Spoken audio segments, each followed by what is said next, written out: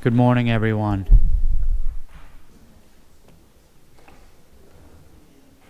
Brian, we're good? Thank you.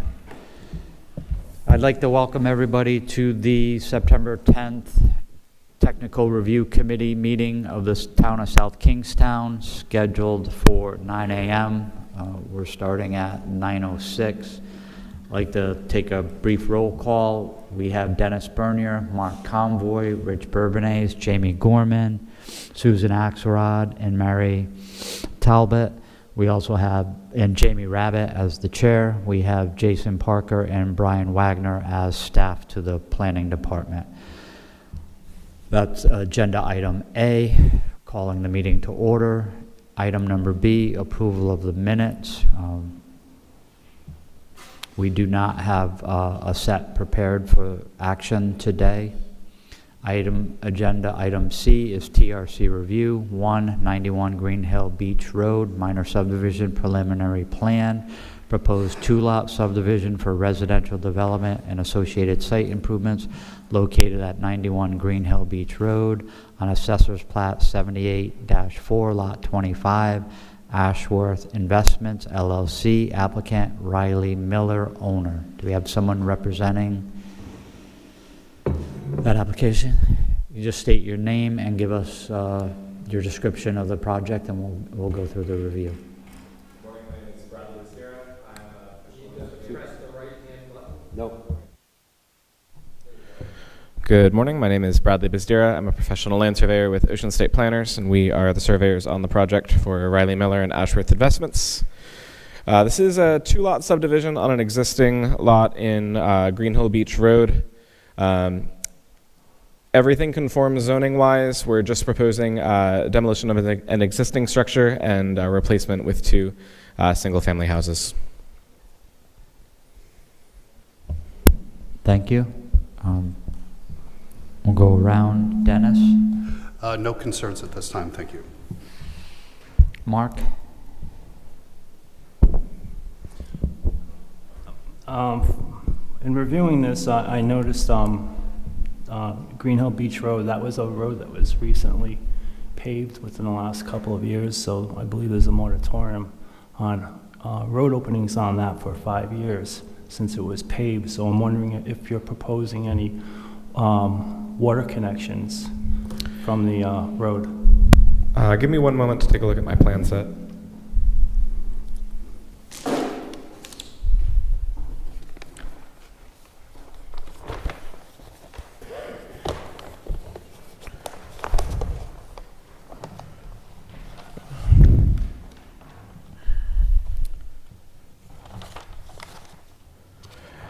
At this time, we aren't proposing opening the road. There's an existing water lateral or a water grate shown just on the inside of that pavement. I'd need to verify a field shot on the northmost lot to make sure that that's outside of the pavement. But we are proposing using town water service for the roadway. Okay. Well, Mark, do you know if, or Rich, do you know if each lot will require water service? Yeah, Can you'll they have to do split it? individual services for each lot, but, one service, I don't even know where, I'm not sure if you've got, I don't know, on the existing conditions, I don't see where that service is coming in. We want to see that, and, and it's got to align with whatever the new layout is. But you'll need a service for the other parcel, for the other home. And what Mark's describing is that, there's a moratorium on that road for another 4 years. Copy that.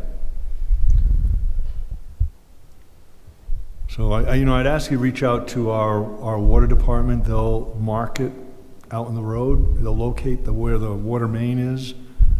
And then we'll, take it from there. You also need to locate I don't see your water,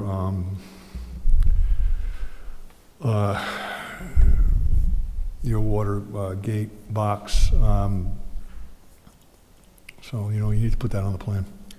My sheet 3 should have the location of the water gates coming into the property. There should be a node shown on there. Yeah, I just don't see it on the existing conditions. Copy that. We'll make sure to highlight it and make it a little bit larger. yeah. I think on sheet 3 or 4, it does show the water gate on the other side of the road. It's not showing it on the property side, Understood. or where that water gate goes to. I'm suggesting it goes on the existing conditions. I mean, that really should show it, but, We'll get it done. okay, thank you. That's all I have. That's it? Okay. Rich? No, that's, I mean, that'd be it. So individually, when these lots come in, you know, just a stipulation that says it's good, each has to be submitted for soil erosion control.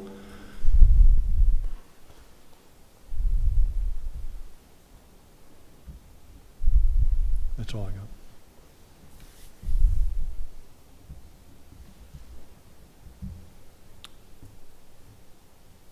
Jamie? I just wanted to confirm that the existing dwelling that's being raised, that septic system, leach field is going to be removed and replaced? It will. All right, thank you. That's all I have. Susan? Nothing? Okay. Nothing. Mary, you're all set. Just, I guess, a question on, and it may be to you as representing the applicant, and perhaps Mark and Rich could weigh in. The proposed driveways aren't intersecting at 90 degrees with the road. They're coming in at like 60-degree angles. And they're also look to be 20 feet wide. Well, we allow 20 feet as a maximum, and, but that's a good point. Are they shown on here as 20 feet? They're the width of the garage, which is 22 feet, I believe, 22 feet. Yeah, and I'd add, if you, yeah, that's a good point, though. Add a dimension on the driveway, just say maximum 20 feet. And it's really at the curb cut is what we'll allow. Within the property, it can vary. As far as that angle, I'm not sure that angle bothers me too much. It doesn't even look like it's 60 degrees. The other one, the second one, the one furthest, I guess, to the south is not, you know, is pretty well aligned. The other one is a little bit of an angle. I'm not that concerned about it, but you may want to look to align it perpendicular to the roadway, at least at the where it meets the road.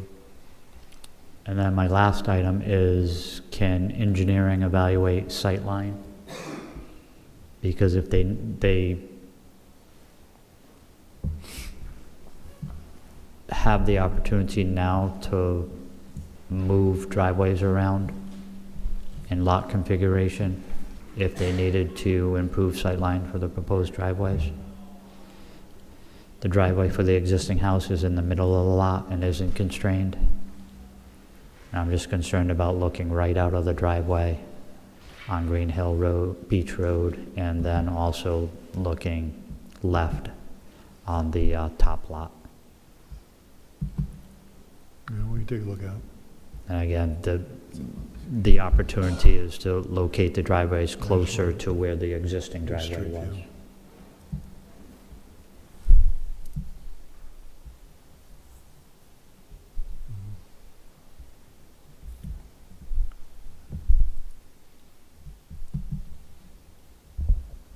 There's no curbs on the road or anything. That's not gonna be a problem.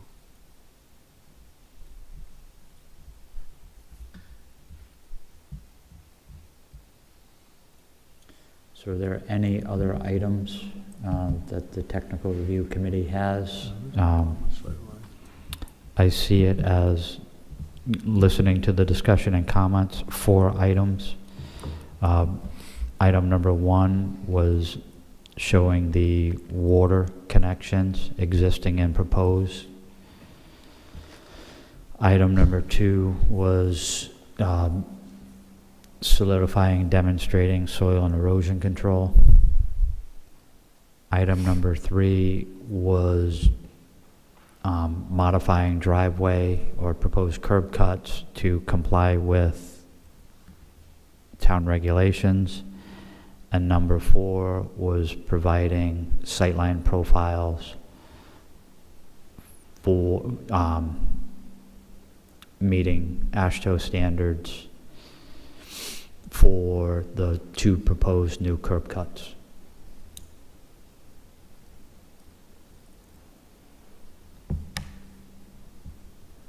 And Jay, this is administrative going to the AO, correct?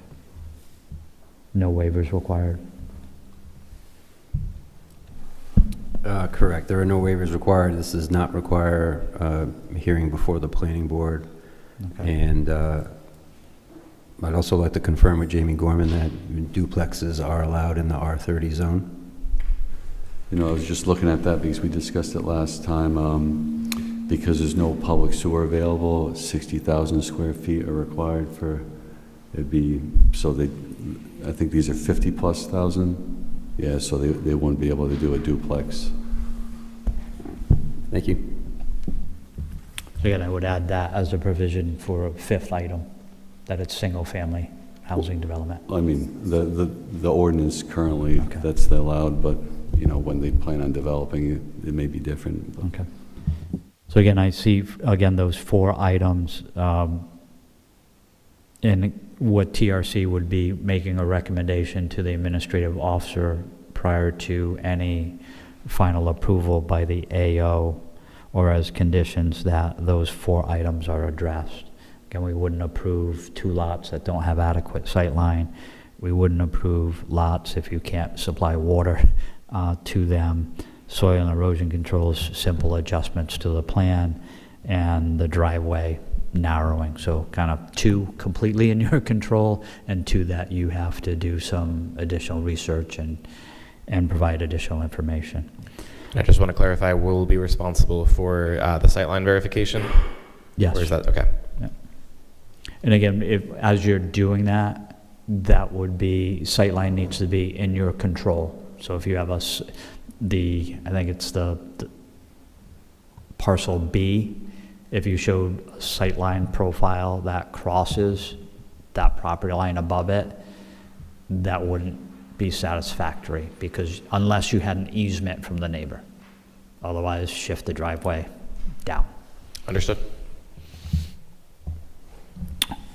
So again, with those 4 items, solidifying water connections, showing road sedimentation control for the proposed lot development, modifying the driveways to meet the town's regulations, showing sightline profiles, I would entertain a motion to make a recommendation for the AO review and approval with those 4 items incorporated.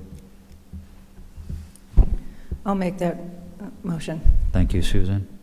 Do I hear a second? Thank you, Mr. Gorman. We have a motion to make a favorable recommendation to the administrative officer to incorporate the 4 items discussed. Is there any discussion on the motion? All those in favor signify by saying aye. Aye. Any opposed? Any abstentions? Motion carries. Thank you very much. Thank you very much. Our next agenda item under D, TRC Advisory Review, is 182 Main Street, Minor Land Development Preliminary Plan. This is associated with a mixed-use development. 82 Main, Assessor Plat 57-1, Lot 73, Keystone LLC, applicant owner.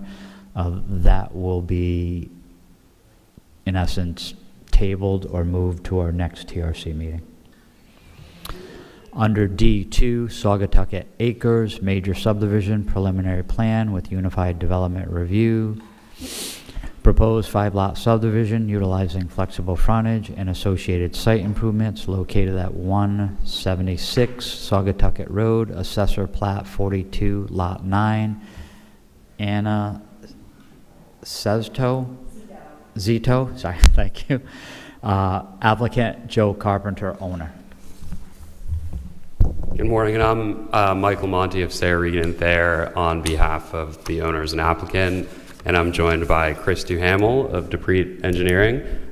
Chris, why don't you just come up? I think we're probably going to need you. And the owner, Anna Zito, as well.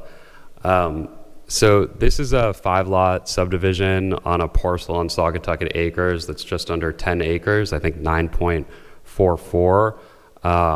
A lot of the back of the lot is wet. We received master plan approval from the planning board in August of 2024 with the flexible design frontage standards. So you'll see that the lot lines are not uniform.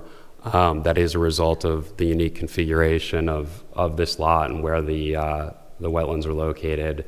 The 5 parcels will be accessed by a shared driveway on Saugatucket Road. So there'll be one uniform means of ingress and egress. There's a shared drainage pond to the rear of the lot for that paved driveway area.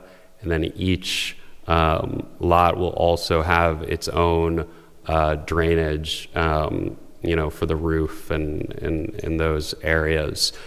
We received a letter from the fire department in June expressing no reservations with this plan. We received also in June a letter from Veolia confirming water availability. And in the interim period between master plan and our preliminary plan application, RIDEM gave us our freshwater permit. We also submitted to staff detailed legal documentation about how the HOA easements and shared ingress and egress and drainage would work. So those were fairly well involved. And that's all the information that this committee should have before it. So we're happy to answer any questions you have, and I expect most of them will be from Mr. Duhamel. If I could interject, Chris Duhamel, Dupree Engineering. The plan before you was submitted in May of this year, and with the response to comments from planning staff, we revised the configuration of the lots to omit a lot 6, if you will, and to be more in conformance with what the planning board had submitted. So that's not the plan that's currently before you. That's the initial submission, and we had since revised the submission to address the planning department's comments. So Jay, I don't know if you have that.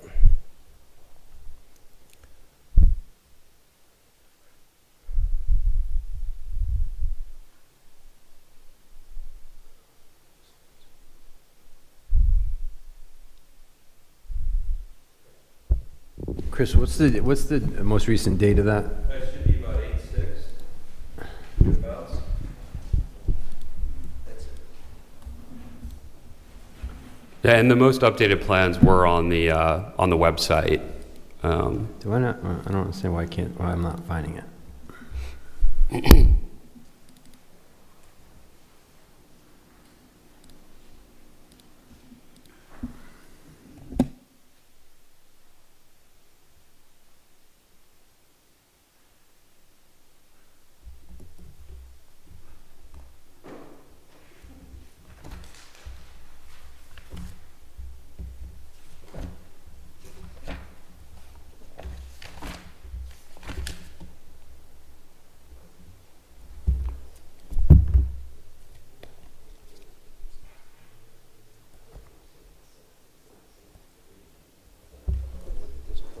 No, it's fine. I mean, it's on the agenda's website, so Yeah. sure it's there.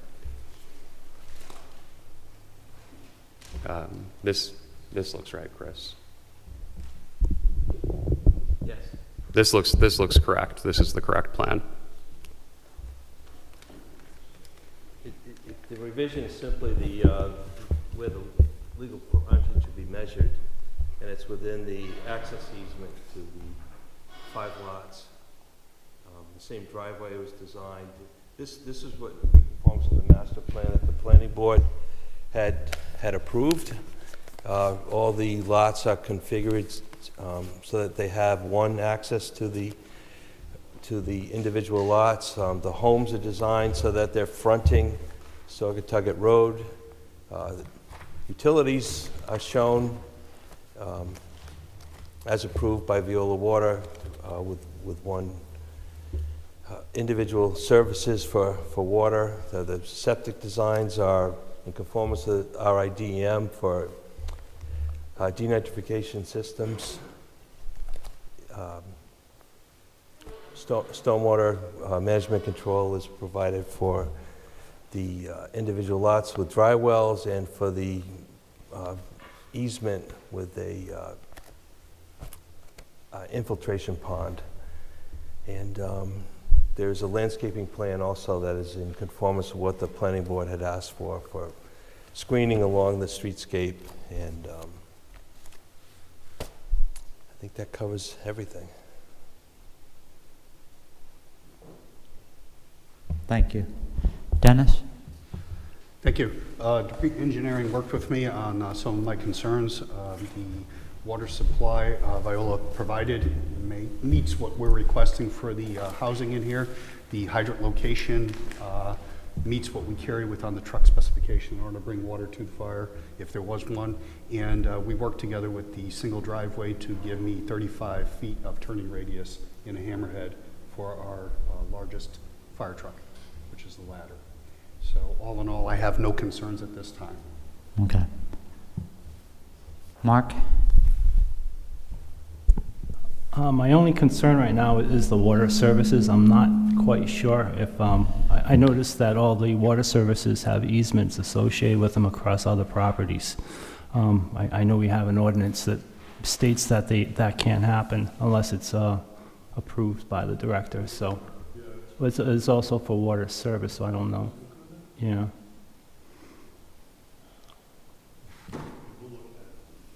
Thank you. And that's all I have, no further questions.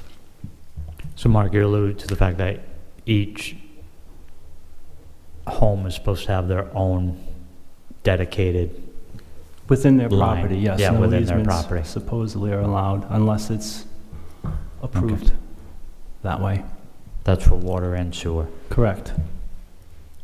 So we would be able to do that, but this reduces the impact on Saugatucket Road and makes it for simplicity of construction and for ease of maintenance. So that's how this design came to be.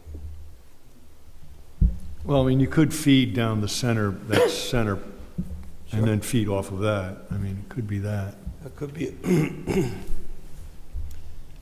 I believe that would be the same variance or waiver that would be needed. If you had one 6-inch pipe come onto the site, it would be a service. But I could work with you on it. Yeah, I mean, well, you could, I mean, you just could be that center service that comes down the driveway, the shared driveway, and then fed off of that, but you're suggesting it needs to be 6-inch? 4-inch, it's a private. It's private. You know, and Veolia may have a preference on that, but, Sure.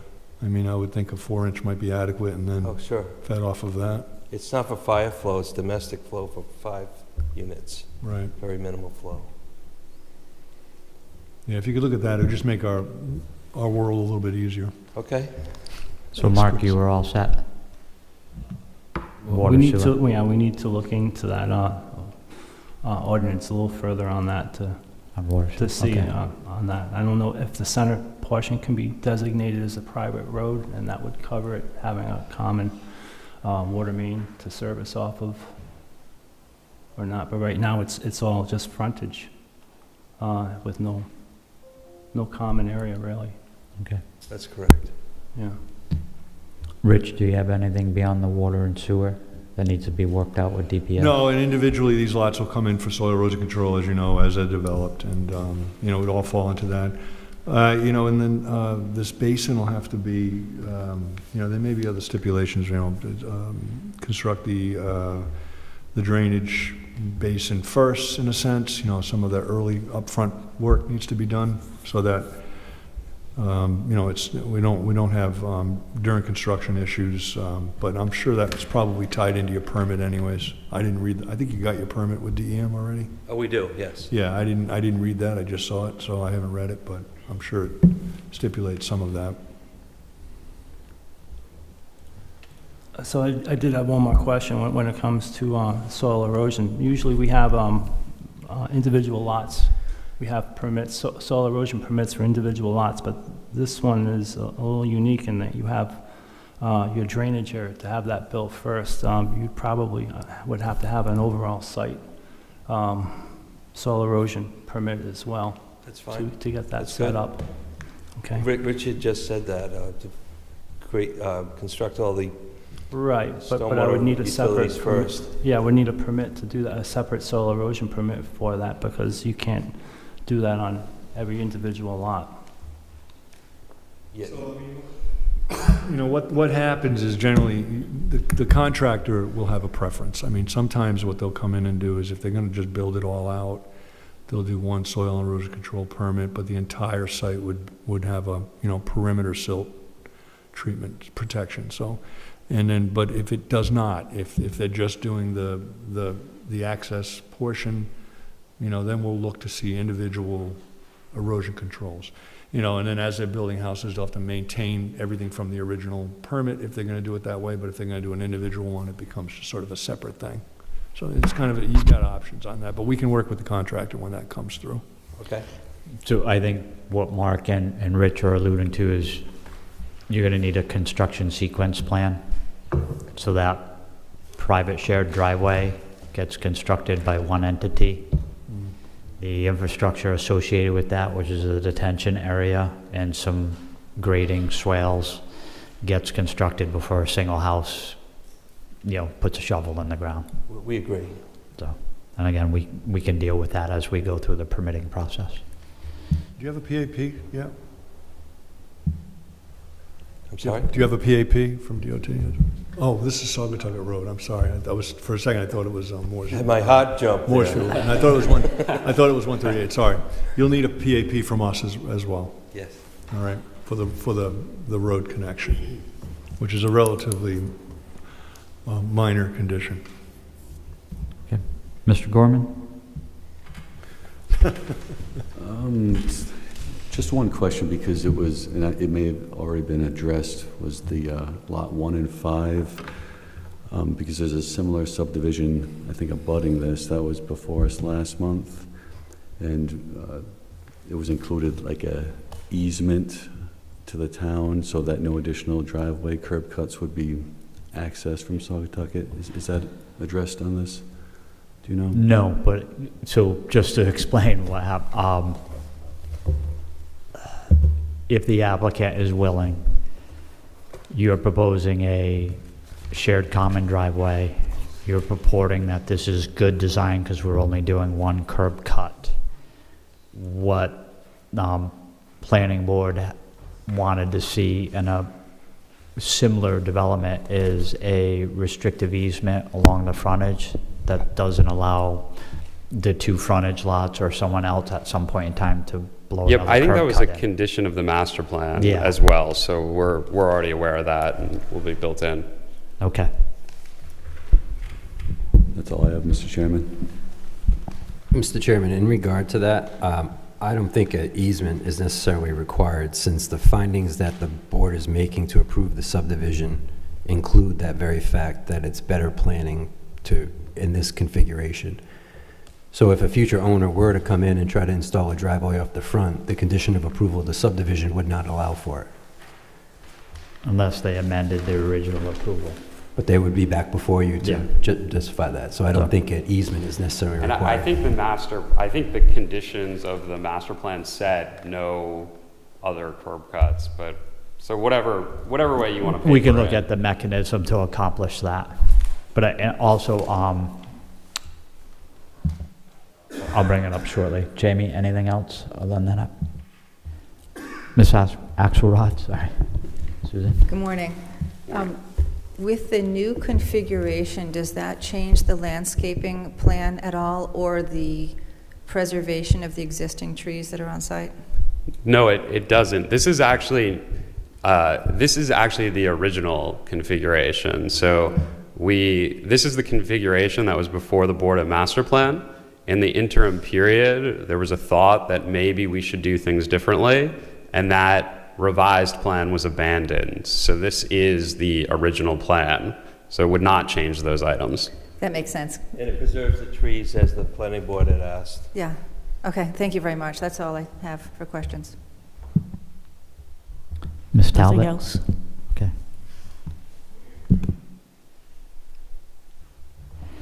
So just going back to Susan's question and following up a little bit on what Mr. Parker said. Landscape plan, understanding you're doing some street trees. I think there was some discussion whether those go on private property or state right of way. We just want to solidify the locations of those. I think what we talked about internally is those are not required by the regulations, but the applicant has proposed to do those. So those in essence wouldn't become regulatory. They become part of the landscape plan for the individual lots. You're responsible to do them during development, but 50 years from now, it's not a zoning violation if one of the trees is removed. So again, it's not a regulatory requirement. There's nothing in the subdivision regulations that require them to plant them. So it's hard to make them regulatory 30, 40, 50 years from now. So again, we can work on that. The second aspect of that, there are 2 mature trees on the site. I think the first one closest to Saugatucket Road is more of a specimen. The second one and again, I may be getting them mixed, has had significant cuts made to it, and potential may be in a scenario where it is better to be removed and replaced as a new specimen. So. Okay. So again, sometimes you're trying to save something that is less than necessary to save versus replanting a new and specimen tree. we can take a look prior to, One of the trees, the main leader's gone. yeah. 4 or 5 of the major branches are gone. We'll have some photographs at the Yeah. preliminary plan application before the board so we can make sure we're doing what's sensible. Right, but I want to make it clear, because Susan Axelrod brought it up, that your intent is to preserve them. We understand and respect that. The issue is what are we preserving? Right. So it may be an evaluation of, we would love to preserve these, but it makes sense at this time during the redevelopment to remove and replace. Understood. Understanding your intent is to save them, but sometimes it's just not possible, or it's great to save it and then see it die 4 or 5 years from now. So, That's happened. yes. So, again, I'm listening to the discussion. If there's nothing additional, I have 4 items. The first item being the resolution of water and sewer service as it relates to regulatory requirements associated with DPS permitting. Item number 2 is solidifying erosion and soil control for the development, both on the individual lots and the shared components of the site, and construction sequencing and long-term maintenance of that infrastructure.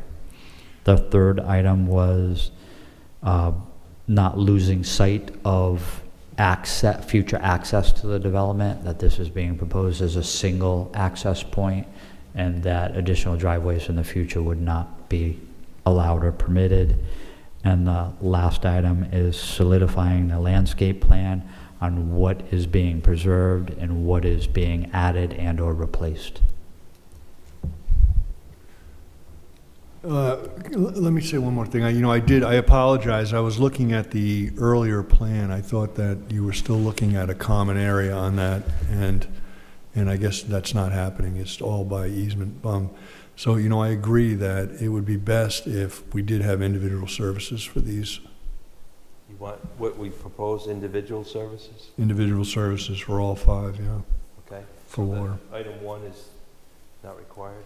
Well, just we have it in our ordinance that you can't cross this, and I thought, I was still looking at the earlier plan, where you had that as a common area, and that would resolve that, because then you would feed off of that. That would be fine, but in this case, because your, we don't allow you by easement to cross other properties with utilities. And you're creating, we do it if you're landlocked, in those conditions, but in this case, you're kind of creating the condition, so. Yeah, we're trying to simplify construction and maintenance. So you would go back to the 4-inch coming on site and then, No, I'm suggesting that each individual parcel has its own service. okay, and you want more curb cuts on Saugatucket? That's, Well, no, Possible. I'm just talking about, only talking about utility service for the water. right. So not, not access. So the curb cuts, if you're referring to the utility Utility connection. trench cut. Yes, there would be 5 utility connections. Okay, That's per our ordinance. Now, what I would ask, though, is go talk to Veolia and see if, that's a condition that they're able to meet. And if not, then we'll talk again. oh, they'll definitely. So lot 5 Well, will it's have kind of- have a curb, utility trench. Right. One will have a separate utility trench, lot 2, lot 3, all that area. That's right. I mean, that's per our ordinance. Does that make sense, or do you want to look at an alternative, or you want to stay strong with your? I don't know. Why don't we continue talking about it? But I'm just pointing out that is the ordinance. And, and generally, I'm not in favor of many different, we see a lot of failures at service connections. Let's just put it that way. So I am concerned that, and these are rapid fire, it's a bunch of them all together, so I am cognizant of that. But let's just continue the conversation. I'm just pointing out that it's in the ordinance, and if we can't figure out a way to get this to work, then we're gonna have to stick with it. Okay, All right? So we'll talk more. okay. All right? Can I ask about that? And does that cause unfortunate damage to that lovely stone wall that runs along the property line? Yes. Yep. Yeah. So we'll continue to talk about it. I think once we share if you haven't looked at the legal documentation, that it's not a separate lot, that entryway, but legally it's sort of common in every other respect by virtue of the way the documents are written. So we can continue to talk about it and do whatever everybody thinks makes sense. Okay. No, but I am cognizant of the difficulty of making this connection and the change that would happen. So let's just take all that in. I'm just pointing out that it is in the ordinance, but I do respect the opinion. And I'm going to be concerned about those types of the walls and all those things too. So let's just continue the conversation. But I have to kind of wrap my arms around it and then understand it, and then perhaps we can Okay. figure it out. We'll work together. And Rich. again, there's also construction methodology where you could push a sleeve through a small section without having to disturb the wall Well, by trenching on both sides and just pushing a sleeve. Okay.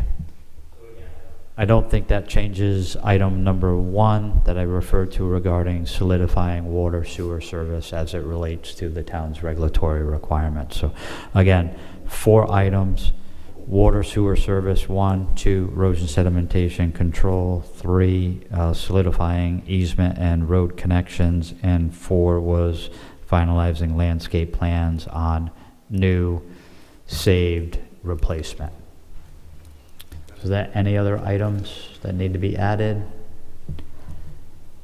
I would entertain a motion to make a recommendation that these 4 items be addressed as the applicant moves through the approval process with the planning board.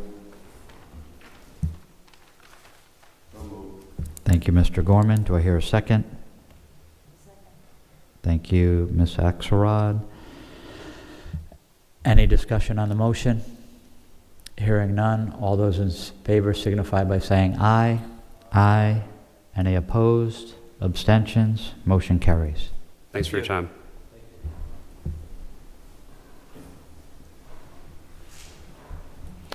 Our next agenda item under D3, TRC Advisory Review, Loss on Fairgrounds, Major Land Development, Conceptual Master Plan, Comprehensive Permit, Proposed 6-building multifamily development with retail and amenity building at the entrance. Each building provides a mixture of studio, 1-bedroom and 2-bedroom units for a total of 311 residential units and associated site improvements located at 132 Fairgrounds Road, Assessors Plat 21-3, Lot 9, 132 Fairgrounds Road, LLC, applicant/owner. Good morning, Mr. Chairman, members of the TRC. For the record, my name is Kelly Morris Salvatore. I'm representing the applicant, 132 Fairgrounds LLC. I'm going to let Eric Prevey, our professional engineer, do most of the talking, but I do want you to know that we have representatives of the applicant here, as well as our architect and our landscape architect. So if you have any questions on that, we're prepared to discuss that. This is a comprehensive permit. We have elected to seek a master plan approval. So we expect to be before the planning board in late October, and I'll turn it over to Eric. Thanks.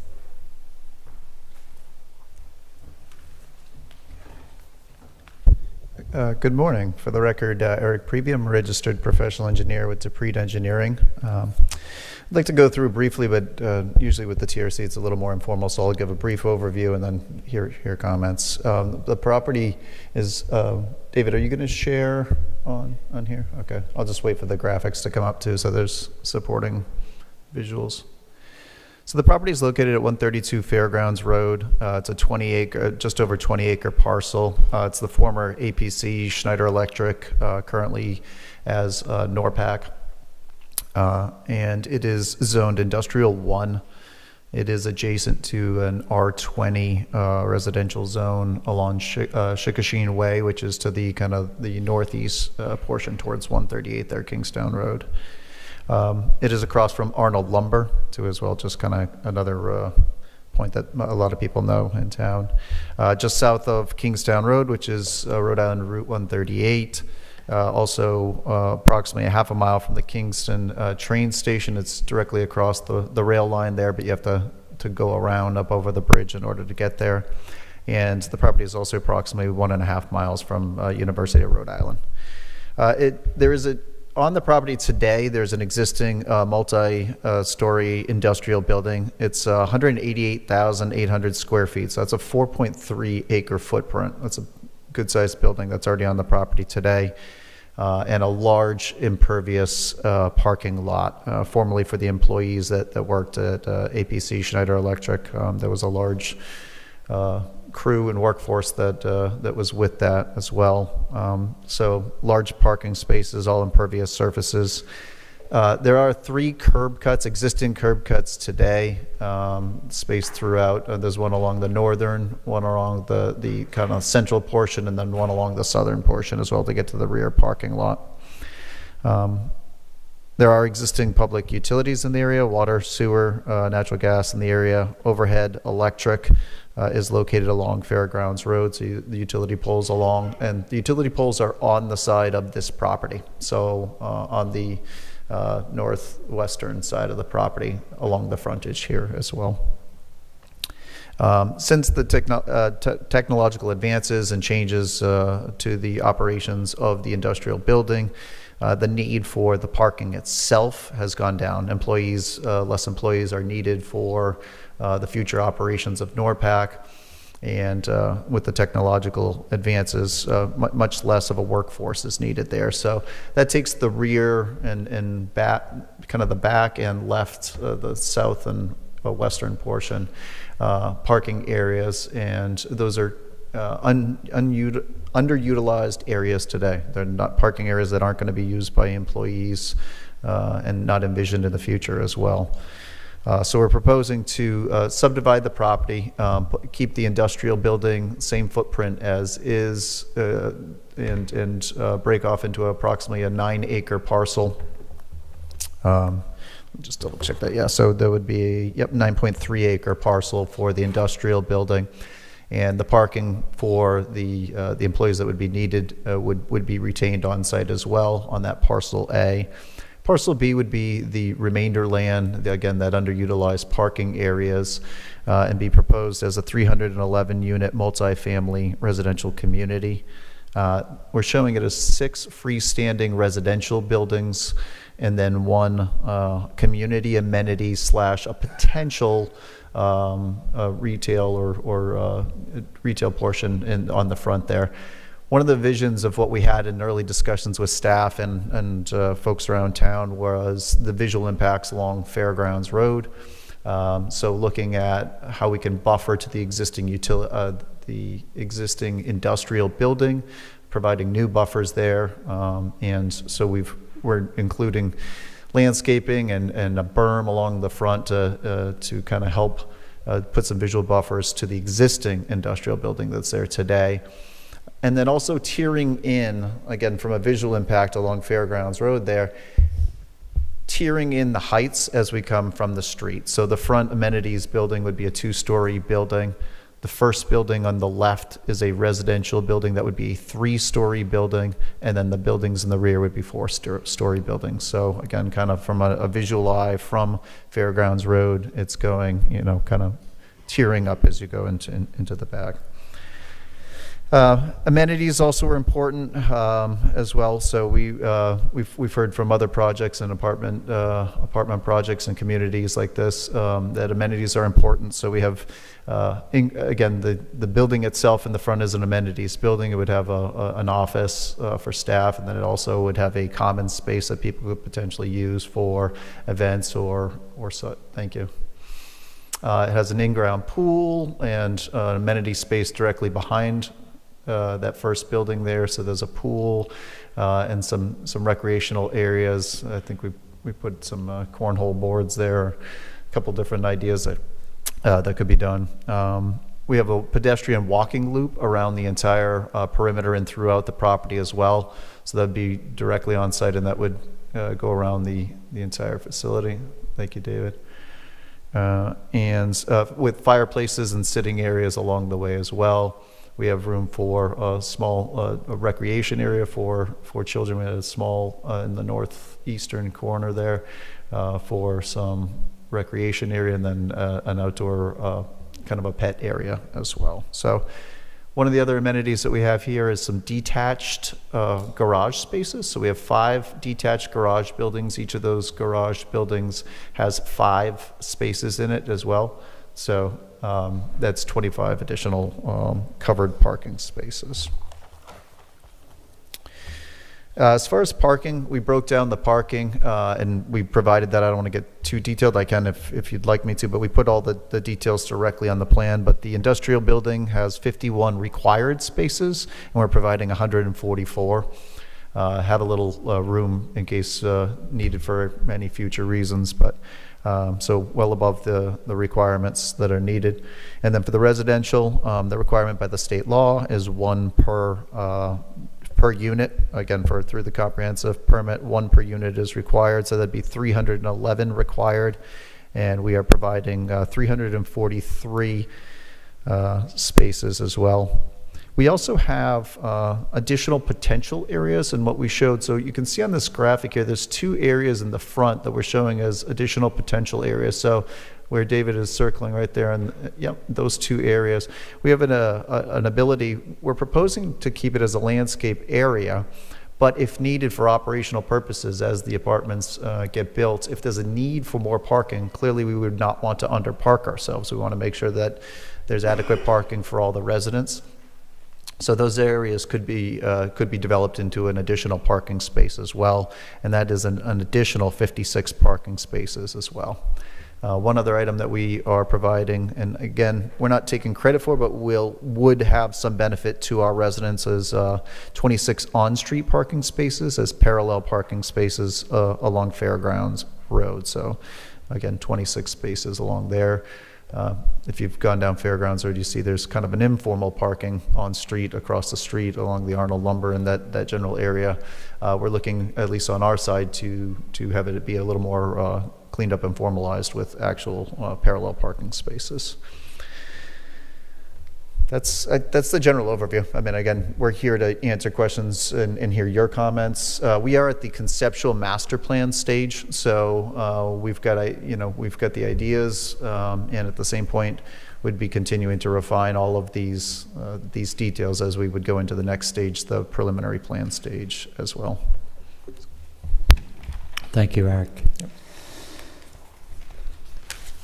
I also want to note that Paul Bannon, our traffic engineer, just arrived, so if you have any questions for him, he's available as well. Okay. I got one other thing. I'm not sure it's overly relevant to the TRC, but I just wanted to mention as well, we are going to have a neighborhood meeting as well tonight. So we're having it on site tonight to build we noticed the abutters in the area, and we did went a little bit wider too. We went all the way up to 138, even though the 200-foot radius doesn't reach. So we included all the residential properties that go up to Kingstown Road, 138 there. So we're going to have an on-site neighborhood meeting tonight to be able to just hear their comments nice and early as well. So just wanted to mention that as well. It's not necessarily a TRC thing, but it's relevant to the project. Eric, I just have a quick general question. I'm not familiar with NORPAC's operations. Are there any components to their operations that might be nuisance type, as far as noise? Is it incompatible with the proposed neighboring residential uses? Looking at this now, I just kind of popped in my head like. Yeah, not that we're aware. No. Again, the operations are all internal to the building. There would be some deliveries and such. Actually, David, if you could pan a little to the north there.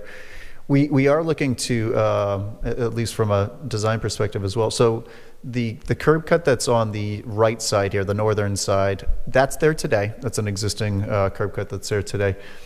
What we're proposing to do for the future is to clean it up and have that be for delivery vehicles only, and then the employee parking would be that secondary one, kind of that black entry, yep, right there, so that we're separating any larger trucks from employee vehicles as well, so you don't have crisscrossing of employees using that. Right today, you could use either. They're there. You could go into either one. So, I guess I'm really just thinking about like emission or noise or anything that might be noxious to like a residential unit that would be in close proximity. I'm not saying there is. Yep. I'm just not familiar with the operation and thought it was a logical question. Sure. Thank you, John.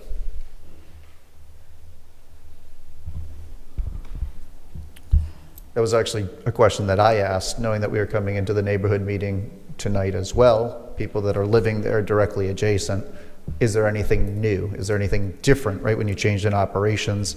Is there a place where maybe there is noise or something? What would we be anticipating for the neighbor concerns as well? So that's actually something I had asked our folks as well. All right.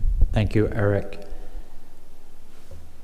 I'll look to our two engineers in the room, as well as our two land use board members. Do you want to hear just a brief overview from Mr. Banning on the traffic side? Just at 10,000 feet? 20? We'll put you on the spot, Mr. Banning, this morning. I was sitting in the back row for a reason.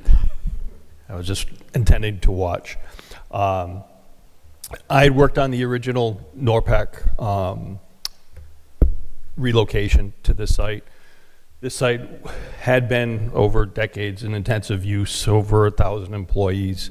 So the introduction of NORPAC, which is maximum 100 employees and different shifts, it's a scale back, much scale back operation of that large facility.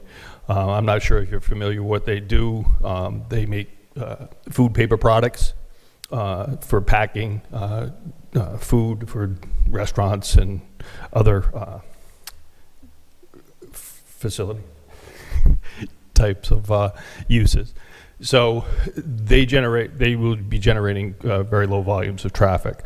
We will be, during our peak hours, roughly 125 to 150 trips per hour. So residential use in this environment is a very low generator.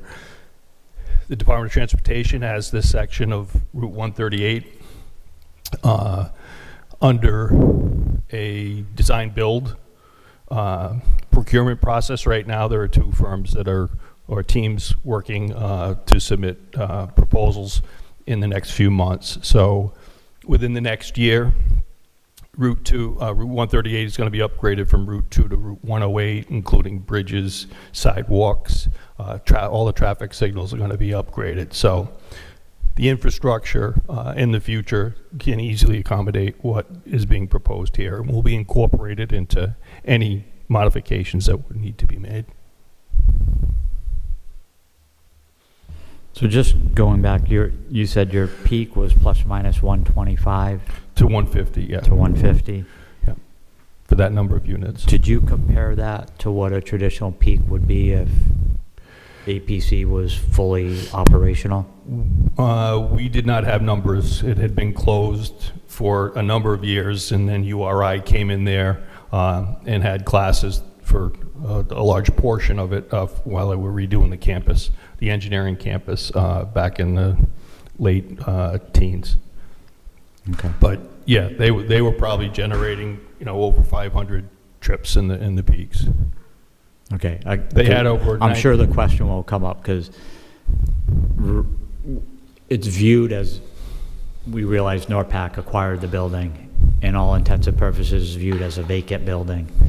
The background traffic for that building is 0, yet X number of years ago, with 1,000 employees, it probably had an 7 to 8 a.m. peak of 200, 300. Much more. And so that's why I think knowing that number, even if it's an analysis of 1,000 employees on a first shift, or 1,000 employees with 300 or 400 on the first shift, with a third shift leaving and a first shift coming in, what the AM peak may be as it would compare to level of service of what you're proposing now. Okay, well, I'll use the ITE comparison to generate that.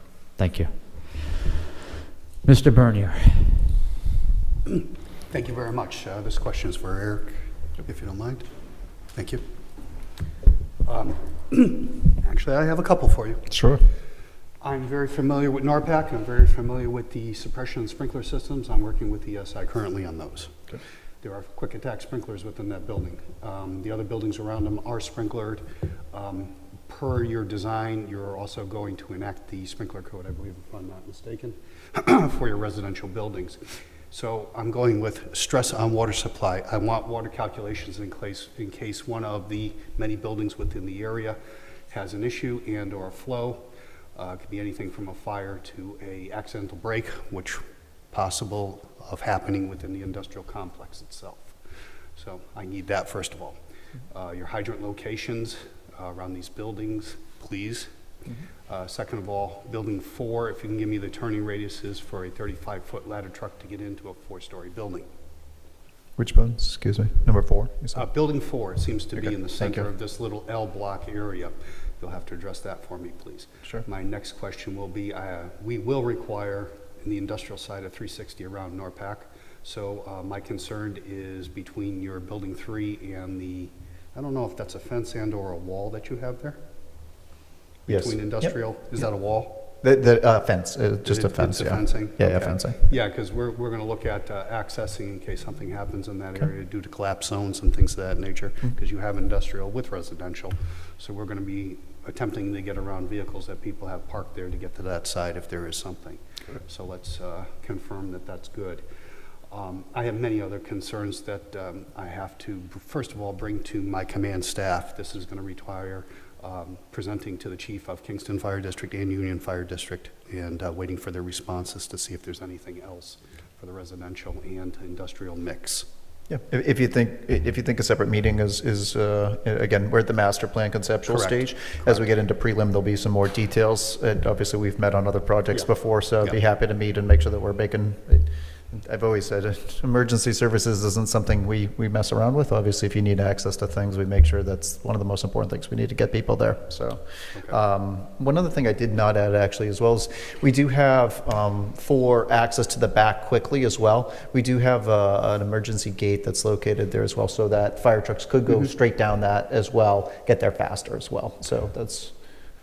Yeah, I did notice that. And, Okay, just wanted to make sure I that was- actually like that because my next issue is your loading dock is located prior to the entrance of the gate we would classify that as side D of the building, which is where your lockbox is going to be. And I believe there would be no blockage other than when they're backing in and or out with the trucks. That's about it. Okay. So that's not a concern currently. Thank you. Thank you. That's all we'll have at this time, and we'll continue to work on it. Thank you, Dennis. Mark? My first question is for Eric. The existing conditions plan shows a lot of detention basins on site that are going to disappear with this layout.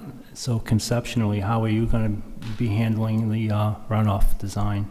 A combination of some water quality treatment, either through above ground, some bioretention areas, and or underground as well. So we'll have pre-treatment, then we'll have the water quality, and we'll be infiltrating on site. So we're very, very confident that we can be.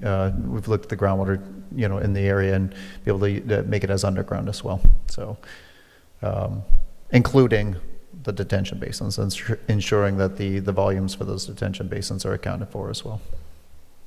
Again, details that you would get at the preliminary plan stage as we start to do it. So. Right. Well, my concern would be all the buildings and utilities that are going to be close by too. So I was wondering if you could show at least conceptually where you're going to be putting these structures,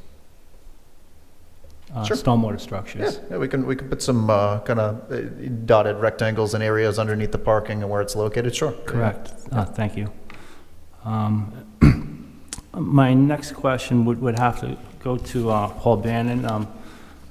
I have questions concerning your, or questions about the traffic study there. Yes, sir. I haven't been able to fully review the traffic impact study, but I'm wondering, in looking at the table 3, where you show your existing conditions and future build-up conditions, and you list the level of service before and after. My question is to Kingstown Road, westbound left. It begins, existing conditions is a level of service D and C, depending on the time of day. But with the build-out, it goes to a level of service A on both of those. Could you explain how that occurs? That includes the upgrade that DOT is proposing, the future condition. Okay. I've seen the plans. I'm working on the I have design no book. idea. I haven't seen any of that to know what's happening. Yes, they're upgrading that intersection in the traffic signal system, and that's based on that design. Okay. Because that traffic signal system's almost 30 years old, Yeah. so they're upgrading all of them, and that's the phasing. They provided plans as part of the, they call it a base technical concept for improvements that they're proposing along the corridor. So we incorporated that as part of that future condition because it'll be applicable within a 3-year period. Okay. My next question has to do with level of service for Fairgrounds Road, both northbound and southbound, because there's proposed parking along that road. Does your impact study take that into account? Yes. Okay. Yep. Yeah, that parking, typically is there before. Like it's related to Arnold Lumber, so they're there early in the morning by 7-ish, and typically leave earlier than. And it's an opposite direction situation where most of our traffic in the morning would be leaving residential where they're going to that business. So it's a compatible operation. Okay. And lastly, there was some of these level of services that dropped from down one. Well, what is the impact of dropping down one level of service? Was that acceptable? Those are fully acceptable levels of service. Level of service D or better during the peak hours is an acceptable design. Okay, that's it. That's all I have. No further questions. Thank you. Thank you, Mark. Rich? Yeah, I had some of those same concerns, Paul, but if you're working with DOT, that's what's going to be necessary. You don't need to get up. Thank you. That was going to be my thought. It's got to be time bound. They're redoing all these lights along that stretch, and you know, it's got to be worked out with them. But, and Eric, were you planning to design to a 100-year storm? You're going to go RIPDs, I'm assuming? Yeah. Yep. No wetlands? No, there's no wetlands. Wetlands are located to the west. The Chickasha Brook is Yeah. located to the west over That's there as far. well. That's So no pretty far. wetlands. But yes, full. Obviously, we got to meet the ordinance and RIPDs as well. Yeah, for stormwater up to the Well, our 100 year. ordinance is a little bit limited, that's what I'm worried about, and if you're going to RIPDs, I would, you know, and, Sure. and because it's the project it is, I'm gonna ask, you know, and this is a lot of, you know, impervious that's being proposed, and I would just ask that it, you know, adhere to, well, you know, even what's existing, but Yeah, I'd there's ask that it adhere to the 100-year storm, if we Yep. could. Absolutely. I mean, that's all I have at this time, and then we'll look, you know, we'll look once it gets to preliminary. Just quick follow-up on Rich Urban's on impervious coverage, pervious versus impervious. Yep. Did you do analysis of what's existing and what's proposed? I didn't, but you know what? I can have that for the planning board meeting. That makes sense to have that as we do have a Again, you're Yeah. removing a significant amount of parking correct. and adding back. I don't know if it's a net loss or But it's gain. different too, right? It's roof And it's- runoff, which is a very different characteristic than a parking lot, number one, and we're also breaking it up. Right now, we have a sea of one large area, and breaking it up into smaller pockets and having pervious intermixed in there is also a substantial benefit to the stormwater as well. So, but I'll get that data. That's a good idea to have that. Again, being able to show that analysis and being able to show that it's an improvement versus Correct. a worsening of an existing condition. Are they looking at this, will DEM be looking at this just as I mean, have you talked with the DEM? No, no, we're Would at they the be looking conceptual at this, stage. I mean, just in your opinion, would they be looking at this as a redevelopment site, or how would I they? don't think so, but I gotta look. Do you have, is there any existing stormwater on that site? There are some, there are a couple basins that are in the rear behind the building Where as do they well. tie? Where do they tie to? They don't, they just infiltrate, that's it. Okay. So. In the rear, you can I- kind of see in the back, back portion over there, yeah. To the grass, kind of the grass area, and then there's also one, yeah.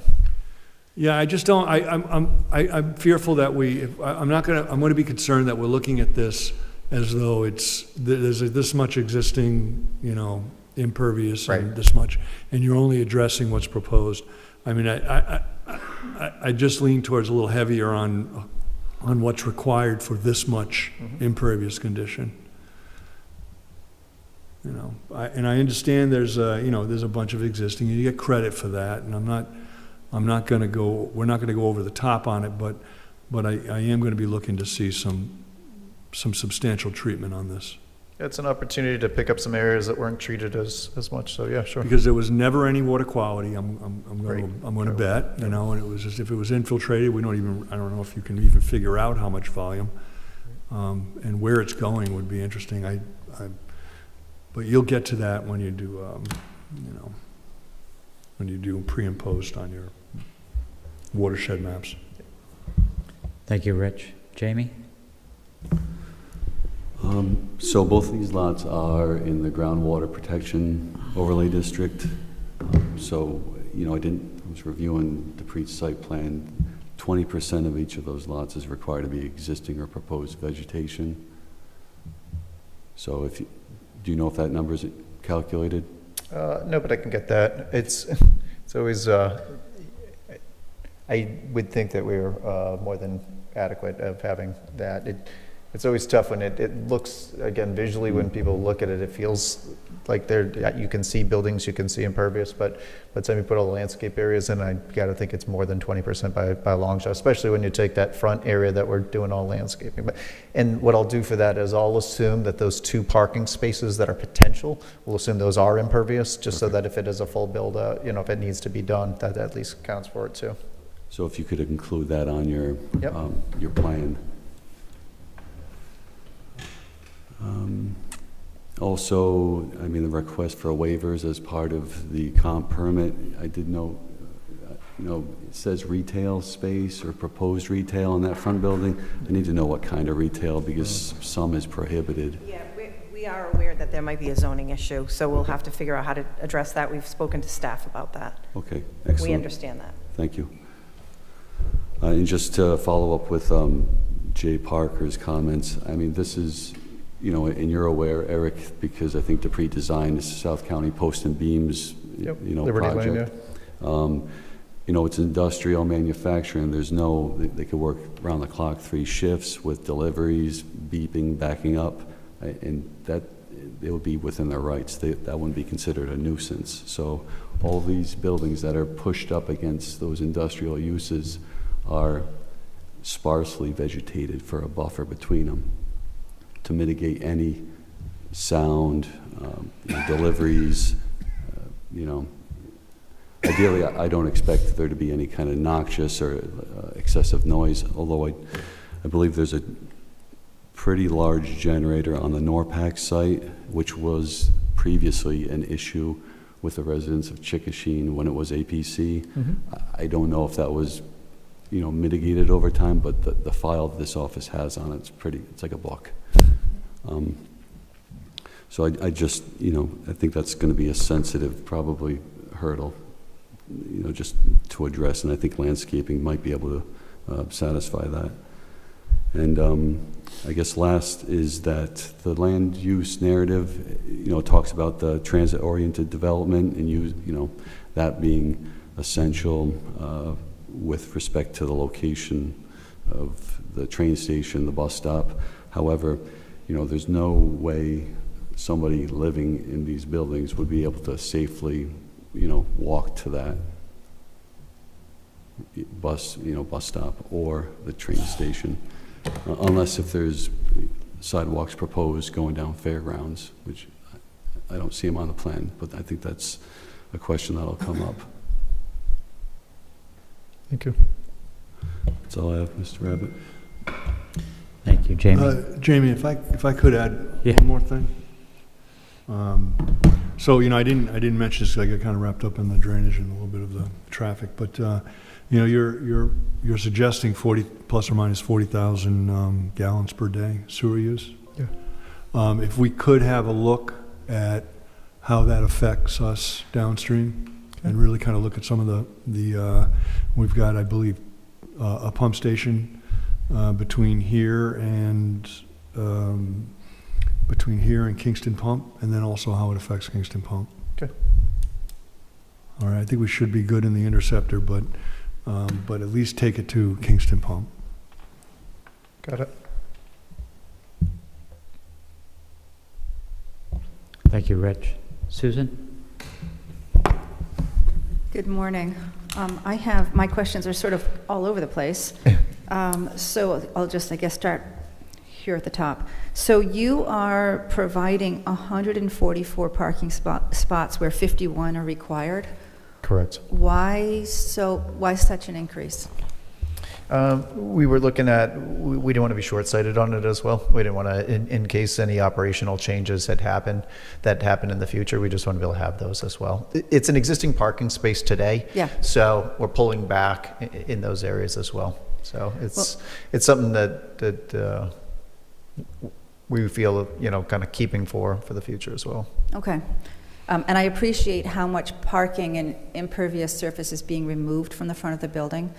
But I wonder, so you're subdividing the industrial lot from the residential lot, and you've explained that Norpec's operations will not be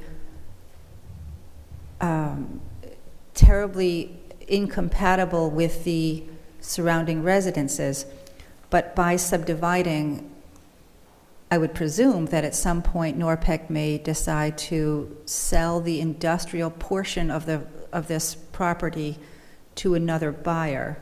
And I don't know if my question is for you or for staff, but what sort of other operations could take place in that building which would be highly incompatible to having residences in the industrial zone so close to that building?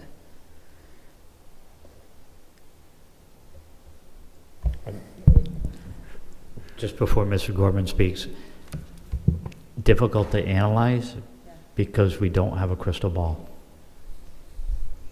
So there are uses allowed within the zone, but there are noise provisions within the town's ordinances and codes. So that would be something that would be addressed in the future. But so I assume that someone in the town will need to rezone this residential portion as not industrial because residences aren't allowed in industrial zones. No. And then do we need to do this predicting a change of use to the Norpec industrial facility and landscape it or buffer it to a standard higher than what Norpec's proposed operations will be, because no crystal ball? Am I articulating that the way I'm trying to? I understand the question. I don't, again, this is a comprehensive permit, and I'm sure council will weigh in as the applicant, but it's a comprehensive permit. There's an existing use. We can evaluate the proposed development based on the use that's there today. But we're putting in residential use into that industrial zone. Correct? But we're, I think, talking about, well, what are Norpec's operations going to be? But that only satisfies what those operations will be in the period of time that Norpec is the operator of that facility. No different than the industrial operations across the street. To the east, the industrial operations to the southeast, the industrial operations to the southwest. So I think. But we're putting residential in there, which is But I want to say here's the difference. Residential isn't there, and industrial isn't being proposed next to it. Industrial exists.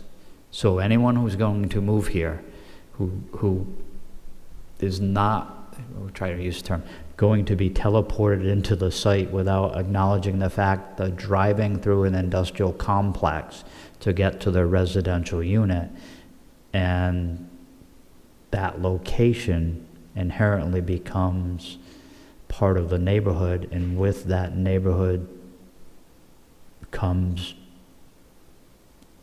noise, traffic, and other items, but you're moving to that neighborhood, it's not the other way around. So again, I think it's something they could potentially address, but I don't think it's potentially a regulatory requirement. Yeah, I mean, it is a comprehensive permit application, so the change to residential is actually a waiver. This is happening all over the state with adaptive reuse, you may have heard of, where non-residential buildings are being converted to residential, mostly in industrial zones. So this type of thing is happening. I agree with Jamie that, you know, the industrial use exists here and in the surrounding area, and the future residents will obviously know that. You know, we can certainly continue to talk with staff about the zoning. Norpec received a special use permit for that operation. It wasn't permitted by right. You know, zoning has changed since the special use permit was granted, so I can look at the status of whether it's by right now. But again, we're happy to continue talking about the uses. Thank you. But I think that any discussion that we have with you about what Norpec's plans are for that site are almost irrelevant, because it might not always be Norpec. And I guess that's where I'm just... I understand that, but the state law, and I'm using adaptive reuse specifically because it's not just comprehensive permits that are allowed in industrial zones. It's also any non-residential building can be converted to residential.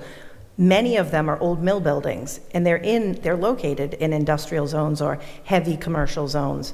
So your concern is similarly relevant with other types of modern development in Rhode Island. So again, we are going to buffer and take the neighborhood concerns, you know, the existing neighbors into account, and we're going to address those. But this is a comprehensive permit, so residential use is allowed with a waiver. Okay, thank you. I would also think that any new use that comes into the industrial building that may be a more intense use of that property, that business operator, that new property owner is going to have to address those issues at that time in terms of how it impacts or maybe presents nuisance circumstances to the residents who will then be there at that point in time.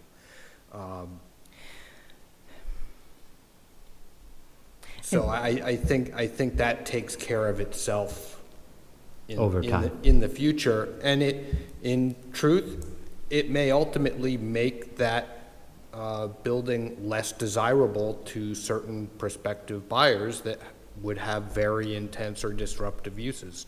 They may no longer be interested in that because of the potential nuisances they would present to the abutting And residential that's owners. true. I mean, you have industrial owners that are always, they sometimes object to residential development because they don't want to be complained about all the time. So I think your point is very valid, that any future occupant of the industrial site is going to consider the fact that there's residences there.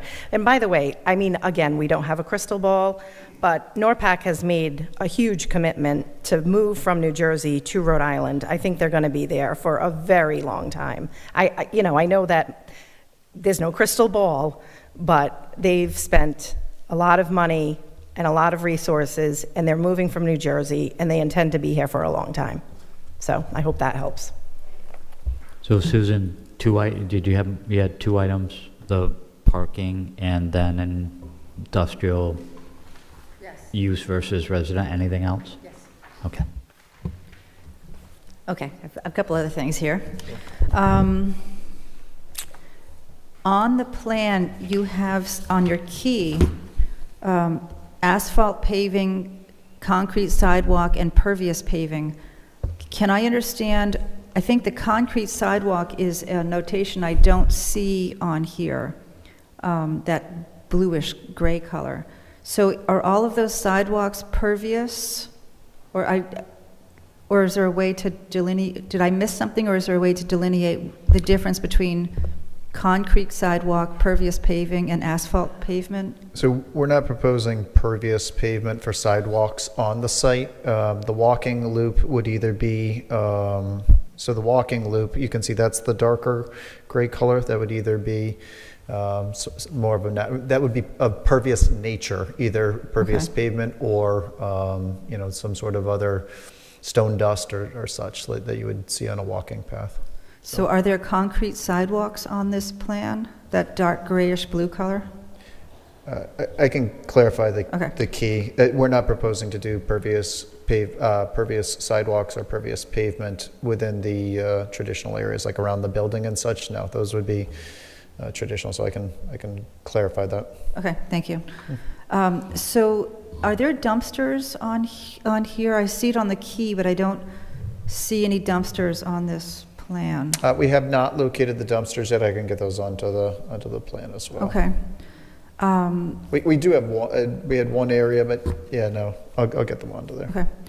And then I think Jamie mentioned something about Kingston Station only being accessible by walking the length of Fairgrounds Road and up 138. Has there been any thought about having a more direct walking connection between this development and Kingston Station? That would be I agree, that would be the only way to go. You have to go over the rail area, right? So that would have to go. We're continuing to have some discussions on that. Again, it's not currently proposed to have sidewalks going all the way the entire distance. So, but is there a way to cut a shortcut? So the rail line goes right across there. The only way to get across the rail line would be to go up and over it. So you'd either have to construct a new structure that goes over the rail line or use the existing one of the bridge that goes over it on 138. So right now it seems to make sense. I got a chance to see some of the plans that Mr. Bannon had mentioned as well. They're making some intersection improvements, not just for the traffic signals, but also for the pedestrian movements as well. Getting some the striping that goes, and then the signalizations for pedestrians and such. So they're also making, at least up in that intersection, to get to that last leg. There are pedestrian improvements that are also happening with those corridor improvements. Okay. So one of my other questions, since we're on this topic, was about that intersection. Shall I wait and chat with Mr. Bannon about that, or is that Sure. something that you could? Yeah, no, Paul's Okay. here, he can answer. So I assume that the utilities for this project will all be underground? Yes. Okay. So on the north side of the property, you had indicated that that driveway along the north side of the building would be for trucks and deliveries? That's what it is today, yeah. But I think today there's sort of a loop where a truck can pull back around behind the building to exit the property. Is there a turning radius inside so that trucks won't back up down that driveway? Correct, yeah, for them to turn around. So the loading dock is in the nook, kind of in the, thank you, David. So the loading dock, yeah, there is room. We looked at, for the loading dock, getting into the loading dock and then turning around, correct, so that they're not backing out Yep. the entire distance. Okay. Yep. Thank you. Sorry, just give me 1 minute. Yeah.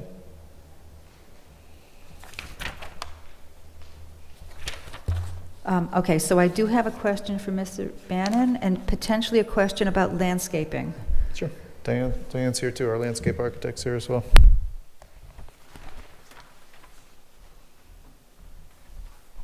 Hi, Susan. Good morning. So you had indicated that there would be improvements at the intersection of Kingstown Road that will, could you articulate what they're planning to do? And whether, so since it's basically out to bid now, Correct. are they, in that proposal, incorporating your additional activity that you're planning on this? Because the site's been vacant for 10 years, I think I'd like to understand what's in that proposal. Is it based on traffic today? Is it based on traffic 10 years ago? Is it based on traffic that you are proposing? And what are they planning to do with that intersection? Usually the Department of Transportation, it's a design-build contract, so they've developed what they call base technical concept, which is like a 30% plan design. As part of that design for DOT projects, they usually project traffic out for a 20-year period. I'm on one of the design-build teams. Hopefully, we win the project, and it will be seamlessly incorporated into. But if I don't, we will make DOT cognizant of the additional traffic that will be associated with Fairgrounds Road in the design. But as it is presently proposed, as demonstrated in the report, what they're proposing today for that future condition, it will operate at a good level of service with the addition of our traffic. Okay, so I apologize that I didn't see your traffic report before today. I haven't read it. But they're doing changes to that intersection that will upgrade it from a present D to an A. Correct. What are they doing to that intersection to do that kind of magic? Well, it's basically one movement, but it's more efficiencies. What they're proposing with the new traffic signal and layout, what today is a protected only left turn westbound left turn into Fairgrounds will be what we call a protected permitted. It'll have a flashing yellow arrow, so you'll be able to turn when gaps are available in traffic in a safe condition. Right now it's protected. You have an arrow, you have 15 or 20 seconds to turn left, and then you have to wait for it to cycle through. Under the future conditions, you'll get an advanced left, and then a flashing yellow, and when gaps are traffic in eastbound traffic, you'll be able to turn during that through period. So it's called a protected permitted phasing scheme. Okay, so it's anecdotal, but I live in Kingston, and I've never seen this amount of traffic on Kingstown Road. You know, there's right now between vacationers and Newport and URI, 138 seems more busy to me than it ever has, and it's getting worse. My experience. Volumes don't suggest that. Getting out of South Road does to me. Well, and it may be an isolated area that, yes, that it's more congested during certain periods because of certain conditions. It may be happening at URI, but down in this area, no. So you are confident that the changes they're making to this intersection will improve traffic patterns even with the addition of an intensified use on this site? Correct. You're talking less than 100 vehicles in the peak. Or, when we're saying 125 to 150, that's total split, so coming from different directions. So, 100 vehicles added to a movement with the improvements they're making can easily be accommodated under that future condition. Right. We're also proposing upgrades, as Eric had indicated, for pedestrian accommodations. There'll be crosswalks, there'll be pedestrian buttons and heads for safe crossings. Okay. Thank you very much.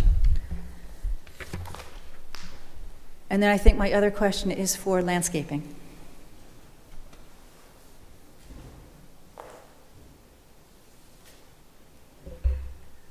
Good morning, Diane Soul Associates. Hi. Good morning. Welcome. So I'm looking at the landscape plans, and you have a new landscape berm along Fairgrounds Road. Could you tell me about that? Well, we'll be looking at, a 3-to-1 slope, and depending on how much width we have, we may go up 3 or 4 feet. That will be determined in the next phase of design. So you would plant so the landscape plan I have right now just indicates flowering trees, conifers. It's pretty vague. Are you planning to put a berm and then plant items behind that berm? No, they would be on the berm. Okay. And are you planning to hopefully save any of the mature, are the trees that are along Fairgrounds Road savable? Yeah. Worth saving? Yeah, we haven't really looked into that yet, but if they are savable, we would definitely make every effort to save them. Okay. And then I guess maybe the next time we see this will be before planning. And I don't know what the use of conifers and flowering trees is, but I know that there are a couple of members on planning that bristle at lines of arborvitae. Like we would like to see a mixture of different conifers and visual rows of arborvitae make us nervous.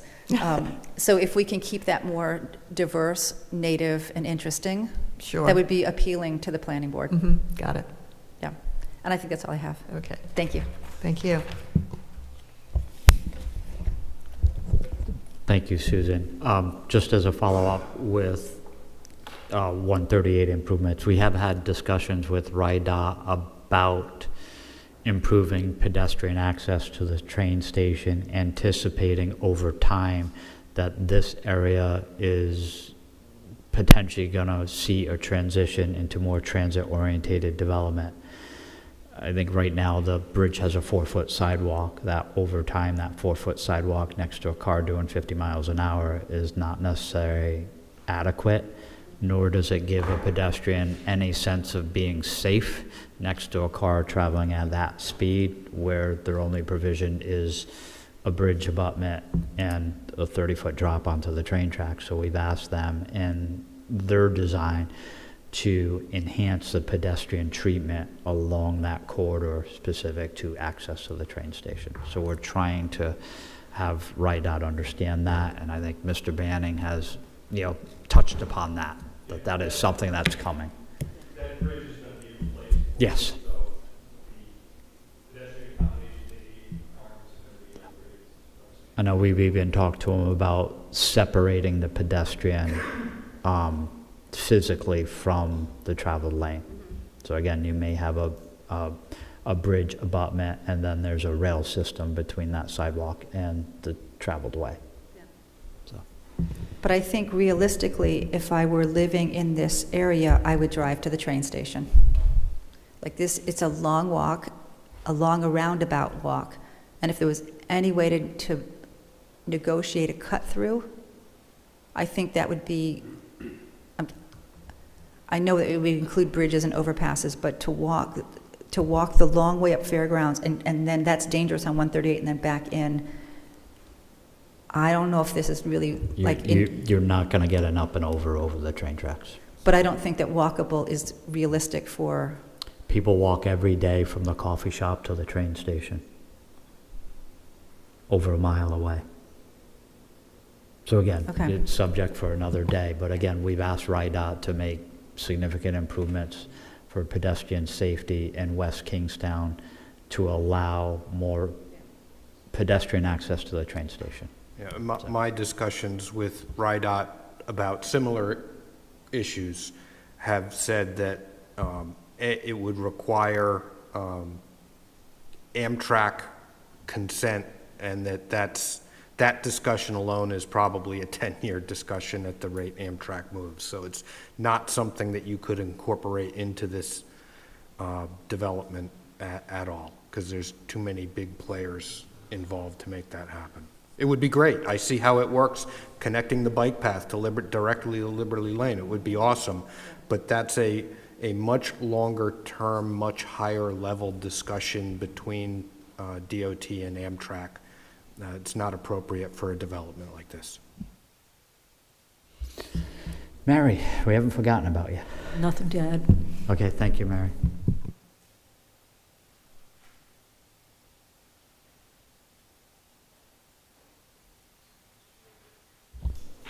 I mean, from my perspective, I think a number of items have been hit upon, so I'm just going to go through them and potentially add just a couple of items.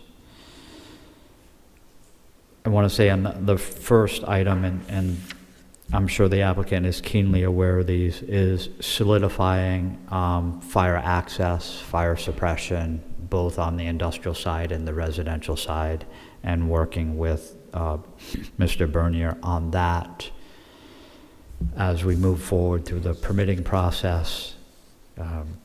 Item number 2, again, continuing the work with DPS and the planning department on stormwater management.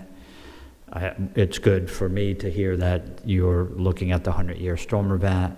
I think one opportunity you may have, and if DPS is and DEM are willing to look at this, is trying to separate clean water from less than clean water. So I think you have an opportunity here with your 4.3 acres on your industrial building, which could be perceived as clean water, to not mix that with parking lot runoff, which someone would view as less than clean water, and the same opportunity with your rooftops on the new residential development, whether there's an opportunity to put those in the simple dry wells or clean going into clean versus adding clean to, surface runoff associated with parking lots, which, have petroleum products and other products associated with them.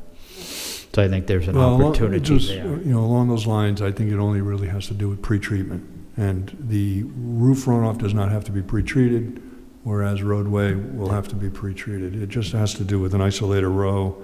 If they're doing subsurface, which I have a feeling you're going to be doing, unless all your parking lot goes into swales and things as pretreatment, and then it can go into the structures with the roof runoffs. But the DEM in recent years they don't have as much separation between those two things anymore.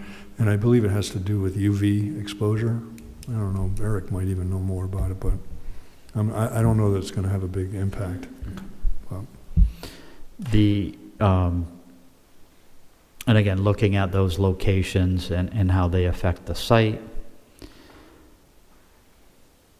Under the third item is under Mr. Bourbonnet's item associated with sewer flow and the impact. I think the reference to 40,000 gallons per day. And the difficulty there is, we have a fully 4.3 acre industrial complex that I want to say tomorrow could add 1,000 employees if they were a different user. So I think it's an analysis that goes from what it was to what it is to what it will be. And it, from my perspective, it's not nothing to something. It could be something tomorrow. Everyone talks about what could happen in the future. NORPAC could sell. NORPAC could convert it to an office complex and have 1,000 employees. And there's a flow associated with that, and that's allowed by right.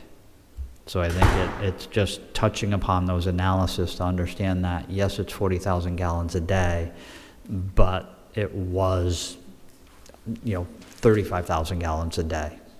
And again, I don't know what those numbers are. On the fourth item was just looking at how you would potentially address the retail aspect of this. I know we've talked to legal counsel about it. It is a comp permit, but there are some issues under case law in Rhode Island that you don't necessarily get an exemption from the retail aspect because it's a comp permit, so we need to continue to work on that aspect. That may, need to be amenity space, and then potentially look at the ability to do an amendment to the regulations that allows a retail component to a residential project in an industrial zone. But that potentially would be a text amendment. Item number 5 goes to what Susan had stated, and again, it's really solidifying the needs for parking, understanding that the comprehensive permit under state law only requires one space, but also understanding that this is a transit vehicle-orientated development in all likelihood. You do have a mix of studio, 1 bedroom and 2 bedrooms, so there is a good potential that there will be more than one occupant for a number of these units, and we want the development to be successful and to be appropriately parked, not necessarily over parked, but appropriately parked. So I think you're probably more in the 1.5 range. And they do have the on-street parking proposed, and they do have that additional parking area proposed. But again, solidifying that analysis and then nailing down your circulation aspects as it relates to both vehicular and pedestrian movements within the site and along Fairgrounds Road. And again, the simple things, dumpster locations, underground utilities, truck movements, DOT improvements, landscaping, all of those things will move forward as we go through the planning process. So again, those were the 5 major elements that I took away from the discussion. Does anyone feel I missed anything, or whether there should be a 6th or a 7th, or that's a good summary of the discussion? Okay. So again, with those 5 items, I would entertain, if everyone's comfortable with the presentation and feels it can move to the planning board, I would entertain a motion that the applicant address those 5 items as summarized and included in the testimony today by the TRC members, and move this application to the planning board with the assumption that those items are addressed as we go through the permitting process. I'll make that motion. Thank you, Susan. Do I hear a second? Rich, thank you. We have a motion, first, second. Is there any discussion on the motions on the 5 items to be addressed as they move through the permitting process with the planning board? Hearing none, all those in favor signify by saying aye. Aye. Any opposed? Any abstentions? Hearing none, motion carries. That brings us to agenda item E, adjournment. It is 10:50. I'd entertain a motion to adjourn. Mr. Gorman, second. Susan Axelrod. All those in favor of the motion signify by saying aye. Aye. Aye. Meeting adjourns 10:50. Thank you, everyone.